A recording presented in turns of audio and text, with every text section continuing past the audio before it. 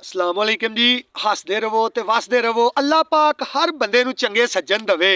हुण सज्जना दी तुहानूं गल सुणाण लगा वां। निक्की जी गल है बड़ी मज़ेदार जही कि सारियां दोस्तां दी तकरीबन सलाह हुंदी है कि आप सारे दोस्त रल मिल के ना किते बवीए महफिल करिए ते नाल कोई खान पकान वाला भी प्रोग्राम होवे।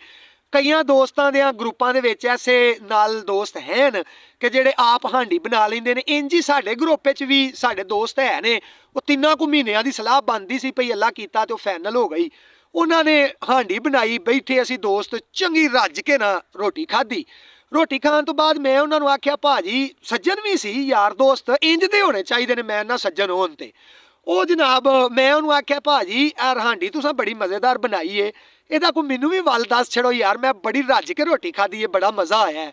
उन्हें आख्या बहुत सीधी जी तो सिंपल जी एक तेन मैं गल समझा देना वा कि अगों जदों पार्टी होवे दोस्तां दी, पानी लेना पतीले दे विच उहनूं चुल्हे ते रख देना।